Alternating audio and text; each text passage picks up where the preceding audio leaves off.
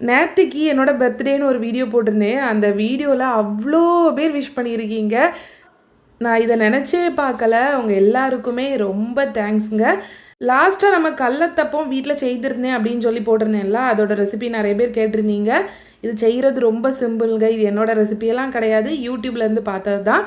ஏதாச்சும் ஒரு கப் எடுத்துக்கோங்க. அதில் ஒரு கப் அளவு பச்சரிசி எடுத்து அதை வந்து ஒரு 2 மணி நேரம் மாதிரி நல்லா ஊற வச்சு எடுத்துட்டு கொஞ்சமாக தண்ணி சேர்த்து நல்லா மை மாதிரி அரைக்கணும். அதில் வந்து எந்த ஒரு திருன்னு எதுவுமே இருக்கக்கூடாது. நல்லா ஸ்மூத்தாக அரைச்சி எடுத்துக்கோங்க.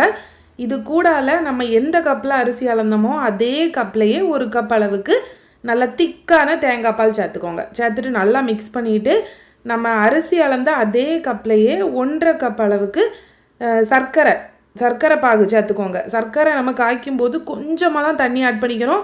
அப்போ தான் நம்ம வந்துட்டு அதை வடிகட்டி எடுக்கிறதுக்கு ஈஸியாக இருக்கும். நம்ம நிறைய தண்ணி சேர்த்தோன்னா இனிப்பு பத்தாமல் ஆயிரும்.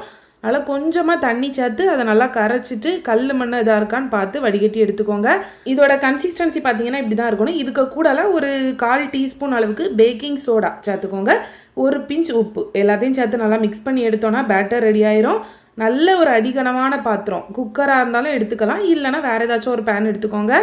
அதில் வந்துட்டு ஒரு ஸ்பூன் அளவுக்கு நெய், அதில் கொஞ்சமாக குட்டி குட்டி பீஸை நறுக்கி போட்ட தேங்காய், அதை நல்லா வறுத்துட்டு நம்ம ரெடி பண்ணி வச்சுருந்த பேட்டரை அதில் ஊற்றி ஒரு நிமிஷம் மாதிரி ஹை ஃப்ளேமில் வச்சுக்கோங்க. அதுக்கப்புறம் லோ ஃப்ளேமில் வச்சு ஒரு 10லேருந்து 12 நிமிஷம் மூடி போட்டு குக் பண்ணிங்கன்னா நம்மளோட கல்லத்தப்பம் ரெடி ஆயிரும். இது கண்டிப்பாக லோ ஃப்ளேமில் வச்சு தான் குக் பண்ணணும், இல்லைனா அடியில் தீஞ்சு போயிடும்.